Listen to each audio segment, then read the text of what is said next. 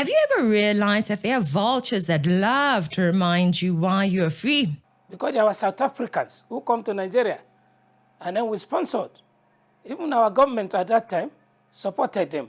In South Africa, there's the ANC, the likes of Zuma and his corruption stockfell, the MK party. The fact is, our ancestors pointed the way out. I don't think it is correct for us to look down upon them because we now have whites to be together with, to sit together, as it is now, something called something, wherein black parties are with whites. That was not what the Mandelas or whoever else was in the leader of the ANC was expecting that to happen.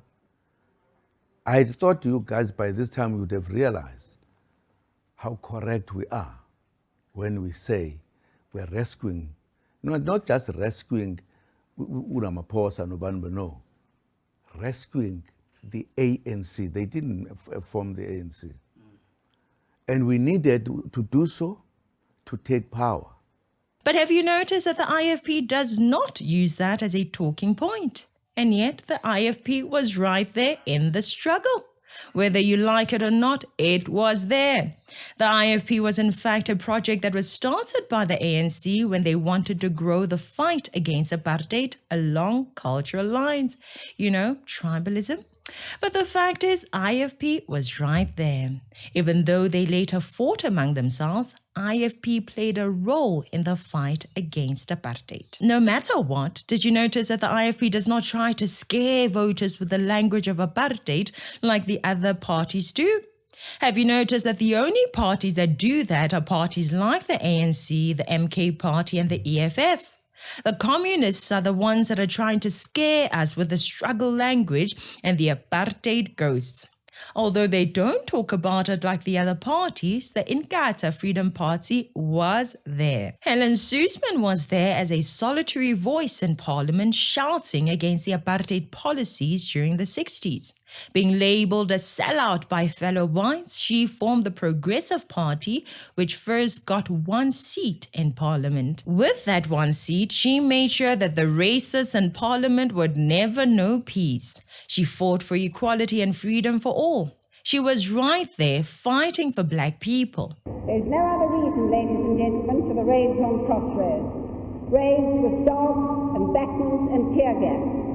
And Mr. Kruger need not think that he fools anyone with his talk of illegals and a normal search for criminals. I want to say, incidentally, that I unequivocally express my complete condemnation of mass pass raids on entire communities in an effort to track down a few genuine criminals whom the police ought to be able to arrest in the normal course of their duties.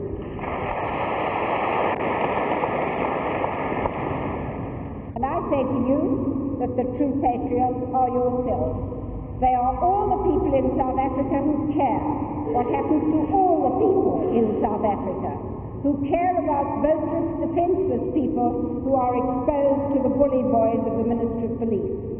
And I say that the very best thing that we patriots can do for South Africa is to demonstrate to our own fellow citizens, our black fellow citizens, and to demonstrate to the outside world that there are still thousands of white South Africans who condemn the sort of dastardly action of the government that took place at Crossroads. Thank you. The same party that she started is called the Democratic Alliance today. The Democratic Alliance is hated by many citizens who don't like to read. They believe the lies of the Panyazas and the SACP, the lies of the MK party and the EFF tools who take advantage of the ignorance in the population. The ANC was not alone in fighting for you. IFP was there too. Helen Suzman in the Progressive Party, aka the Democratic Alliance, was there too. Just like many other organizations. There are many individuals and organizations that were there within South Africa fighting to bring an end to apartheid. It's only that some are more vocal about it than others. We have covered these facts in a different video. What I need you to notice is this bunch here. The bunch from the rest of Africa that loves to tell you that South Africa would not be South Africa without their help. Celebrating or commemorating 3 decades of diplomatic relationship, which, first started in February of 1994. But how would you describe that relationship so far? Has it been mutually beneficial for both countries? Yes, it has been beneficial to both countries. The only problem is that Nigeria needs to be more patriotic and be more proactive.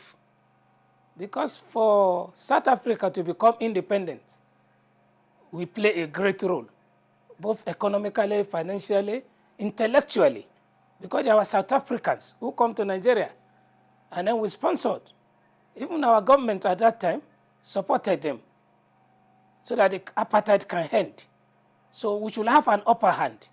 Our leaders and the followers in Nigeria need to be more proactive and to exploit the situation so that Nigeria can be reckoned with and take the lead in Africa.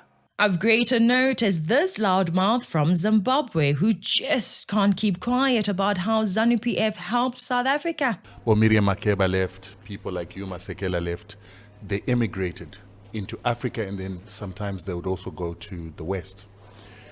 And during the time that we got our independence, we had a lot of South Africans who came into Zimbabwe without papers. And the reason they did it is for the same reason why Miriam Makeba left and got passports in places like Guinea, is that Africa had this OAU that says Africa is for all Africans on a pan-African perspective. So South Africans started coming into Zimbabwe. That's why you had Bob Lady Nzimande, people like Thabo Mbeki, people like Moleget Mbeki, people like Geraldine Fraser, Derek Heinekom, even white people came and they were living in Zimbabwe, for instance.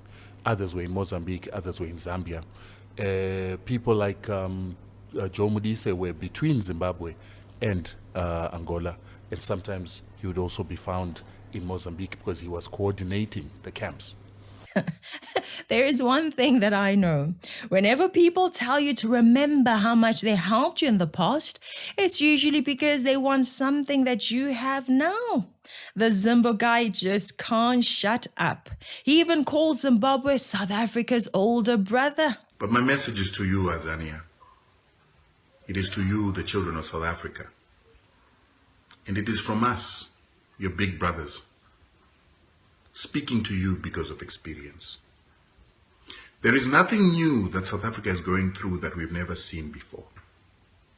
Our parents, once upon a time, very content to continue to serve the white man, to continue to be slaves of the white man, and to continue to earn money from debt for the sale of their resources.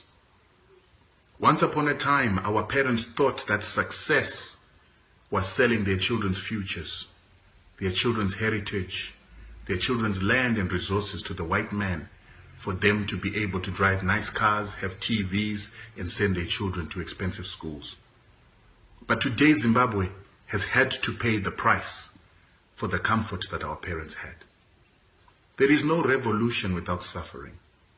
There is no revolution in which the people do not lose for a certain time in order to build for their children's futures. And this indictment of Zimbabweans, without realizing that Zimbabweans own what is theirs, this indictment of Zimbabweans, without you learning from them as your bigger brothers who have been through this struggle way before you, is an indictment on your intelligence and your indictment on understanding the importance of Pan-Africanism. You are the weakest link in Pan-Africanism. He doesn't seem to realize that we are simply neighbors, finish and claude. At the end of the day, a country must do what benefits its people. What is important is this. There were many people, organizations, and countries that played a role in helping South Africa end apartheid. Nigeria and Zimbabwe helped too, but that is not a reason for Nigerians to flood South Africa in their millions while many of their people sell drugs in our country. Zimbabweans do not get the right to flood the South African cities with no documentation simply because they helped end apartheid. As soon as it became obvious that the Nigerians have been behind the rise in the drug trade and usage in our country, bilateral agreements should have been tightened. Deportations should have taken place immediately. What you did for South Africa in the past is not a get-out-of-jail-free card in the present and future. To the loudmouths who think like this guy, please hear this. There are many countries that helped fight against apartheid. But you never hear them running their mouths about it. Do you know why? Because they don't need anything from us. They played their role and they've moved on because supporting the end of apartheid was the right thing to do. Sweden is credited for being the first Western country to support the end of apartheid. By 1996, they had donated $400 million to South Africa to support the struggle against apartheid. They didn't only support South Africa's liberation movement, but that of other Southern African countries. By 1986, more than $500 million was used to fund the efforts to end racial division within Southern Africa, and it was donated by the Nordic countries. We're talking about the region with countries like Norway, Finland, Sweden, and so on. These countries provided public, moral, and monetary support for the liberation movements of Mozambique, Zimbabwe, Angola, Namibia, and of course, South Africa. And yet to this day, you don't hear them trying to remind us about it every 2 minutes, unlike some countries. We helped you fight apartheid. Now let our people enter your country with no papers. Let them sell drugs, and if you complain, that is xenophobia. The Nordic countries mind their business. They continue to fix their own countries and they continue to prosper further into the future without telling us about how much support they gave to our nation. Nigerians and Zimbabweans who try to use apartheid on us to get us to open the borders are no different from the ANC, the MK Party, and the EFF. The parties that like to use apartheid as a reason why we should vote for them. Just because you played a role in ending apartheid does not mean that you have the right to govern forever, regardless of the quality of your government. Neither does it mean that you should not be called out for your wrongdoing. Economics are stronger than politics. What are your plans for the future? Well, my plans are to continue as I have been, and that is to attempt to put our alternative policy to the electorate of South Africa in the hope that one can get them to understand how important it is to make the necessary concessions from a position of strength, rather than waiting until those concessions might be forced on the country, either by internal trouble or by external forces. If I see something wrong, it is my duty to report it or speak against it. It is not a favor to anyone that I will later use to my advantage to say, I did this and that for you, therefore you must do this and that for me. No, you do what is right. You support what is right because it is your responsibility as a human being to do so.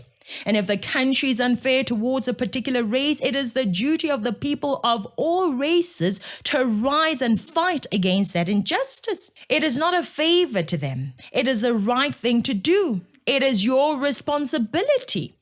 Post-1994, many black people find pleasure in harassing white people and bullying them as a revenge for apartheid. It is our responsibility to speak out against that, just as it was the responsibility of the apartheid generation to speak out against that. Speaking out against evil does not make you special. It makes you responsible.